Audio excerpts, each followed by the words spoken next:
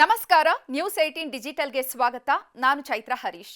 ಇಂದು ಪ್ರಧಾನಿ ನರೇಂದ್ರ ಮೋದಿ ಆಧ್ಯಾತ್ಮಿಕ ಮತ್ತು ಸಾಂಸ್ಕೃತಿಕ ಪರಂಪರೆಯ ಮಹತ್ವವನ್ನ ಮತ್ತೊಮ್ಮೆ ಎತ್ತಿ ಹಿಡಿದಿದ್ದಾರೆ. ಗೋವಾದ ಶ್ರೀ ಸಂಸ್ಥಾನ ಗೋಕರ್ಣ ಪರ್ತಗಾಲಿ ಜೀವೋತ್ತಮ ಮಠದ ಆವರಣದಲ್ಲಿ ಇಡೀ ವಿಶ್ವವೇ ನಿಬ್ಬೆರಗಾಗುವಂತಹ ಒಂದು ಐತಿಹಾಸಿಕ ಕ್ಷಣಕ್ಕೆ ದೇಶ ಸಾಕ್ಷಿಯಾಗಿದೆ. ಹೌದು, 77 ಅಡಿ ಎತ್ತರದ ಕಂಚಿನ ಶ್ರೀರಾಮ ದೇವರ ಭವ್ಯ ಪ್ರತಿಮೆಯನ್ನ ಪ್ರಧಾನಿ ಮೋದಿ ಇಂದು ಅನಾವರಣಗೊಳಿಸಿದ್ದಾರೆ. ಈ ಕುರಿತು ಸಂಪೂರ್ಣ ಮಾಹಿತಿಯನ್ನ ಇವತ್ತಿನ ಡಿಜಿಟಲ್ ಕಂಟೆಂಟ್ ನಲ್ಲಿ ನೋಡ್ತಾ ಹೋಗೋಣ. ನೀವಿನ್ನು ನ್ಯೂಸ್ 18 ಸಬ್ಸ್ಕ್ರೈಬ್ ಮಾಡಿಲ್ಲ ಅಂದ್ರೆ ಲೈಕ್ ಮಾಡಿ, ಶೇರ್ ಮಾಡಿ, ಸಬ್ಸ್ಕ್ರೈಬ್ ಮಾಡಿ. ಭಾರತದ ಅತ್ಯಂತ ಹಳೆಯ ಮಠಗಳಲ್ಲಿ ಒಂದಾದ ದಕ್ಷಿಣ ಗೋವಾದ ಕಾನಕೋಣದಲ್ಲಿರುವಂತಹ ಪರ್ತಗಾಲಿ ಜೀವೋತ್ತಮ ಮಠ ಇಂದು ಸಂಭ್ರಮದಲ್ಲಿ ಮಿಂದೆದ್ದಿದೆ. 550ನೇ ವರ್ಷಾಚರಣೆಯ ಅಂಗವಾಗಿ ಮಠದಲ್ಲಿ ಈ ಮಹತ್ತರ ಕಾರ್ಯಕ್ರಮವನ್ನ ಹಮ್ಮಿಕೊಳ್ಳಲಾಗಿತ್ತು. ಪ್ರಧಾನಿ ಮೋದಿಯವರು ಪೂಜ್ಯ ಶ್ರೀಮದ್ ವಿದ್ಯಾಧೀಶ ತೀರ್ಥ ಶ್ರೀಪಾದ ವಡೇರ್ ಸ್ವಾಮೀಜಿಯವರ ದಿವ್ಯ ಸಾನ್ನಿಧ್ಯದಲ್ಲಿ ಈ ಭವ್ಯ ಪ್ರತಿಮೆಯನ್ನ ಲೋಕಾರ್ಪಣೆ ಮಾಡಿದ್ರು. ಈ 77 ಅಡಿ ಎತ್ತರದ ಪ್ರತಿಮೆ ಶ್ರೀರಾಮಚಂದ್ರ ದೇವರ ಪ್ರತಿಮೆಯಾಗಿದ್ದು ಇಡೀ ವಿಶ್ವದಲ್ಲೇ ಶ್ರೀರಾಮನ ಅತಿ ಎತ್ತರದ ಪ್ರತಿಮೆ ಅನ್ನುವಂತಹ ಕೀರ್ತಿಗೆ ಪಾತ್ರವಾಗಿದೆ. ಅಷ್ಟೇ ಅಲ್ಲ, ಮಠದಲ್ಲಿ ನಿರ್ಮಿಸಲಾದಂತಹ ರಾಮಾಯಣ ಥೀಮ್ ಪಾರ್ಕ್ ಗಾರ್ಡನ್ ಅನ್ನು ಸಹ ಪ್ರಧಾನಿ ಮೋದಿ ಉದ್ಘಾಟಿಸಿದ್ರು.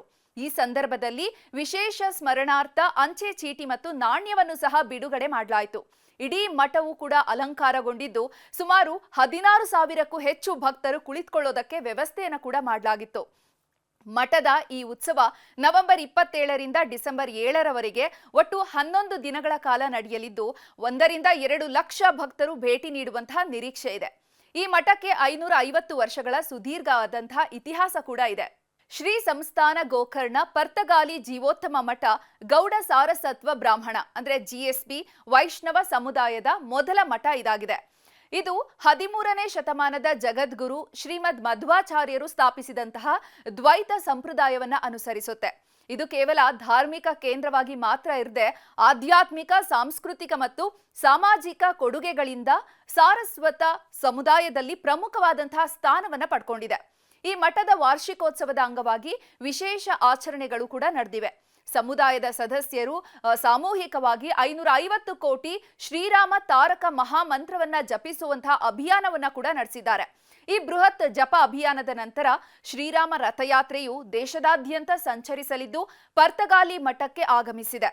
ಈ ಬೃಹತ್ ಜಪ ಅಭಿಯಾನದ ನಂತರ ಶ್ರೀರಾಮ ರಥಯಾತ್ರೆಯು ದೇಶದಾದ್ಯಂತ ಸಂಚರಿಸಿದ್ದು ಪರ್ತಗಾಲಿ ಮಠಕ್ಕೆ ಆಗಮಿಸಿದೆ.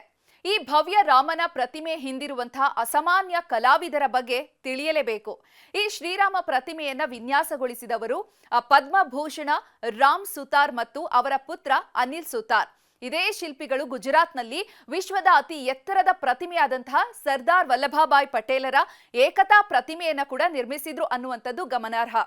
ಗೋವಾ ಲೋಕೋಪಯೋಗಿ ಇಲಾಖೆ ಸಚಿವರಾಗಿರುವಂತಹ ದಿಗಂಬರ ಕಾಮತ್ ಅವರು ಈ ಪ್ರತಿಮೆಯ ಬಗ್ಗೆ ಹೆಮ್ಮೆಯನ್ನ ವ್ಯಕ್ತಪಡಿಸಿದ್ದಾರೆ.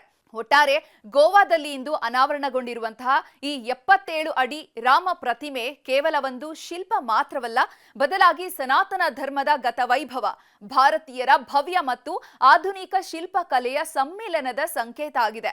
ಮಠದ 550 ವರ್ಷಗಳ ಪರಂಪರೆಗೆ ಸಂದಂತಹ ಗೌರವ ಇದಾಗಿದ್ದು ದೇಶದ ಪ್ರಮುಖ ಆಧ್ಯಾತ್ಮಿಕ ಕೇಂದ್ರವಾಗಿ ಪರ್ತಗಾಲಿ ಮಠ ಮತ್ತಷ್ಟು ಬೆಳಗಲು ಈ ಪ್ರತಿಮೆ ಸಹಾಯಕವಾಗಲಿದೆ.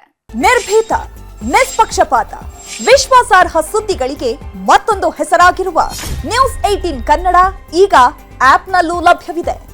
ದಯವಿಟ್ಟು ಇಲ್ಲಿರುವ QR ಕೋಡ್ ಸ್ಕ್ಯಾನ್ ಮಾಡಿಕೊಂಡು ಆಪ್ ಡೌನ್ಲೋಡ್ ಮಾಡೋದಕ್ಕೆ ಮರಿಬೇಡಿ.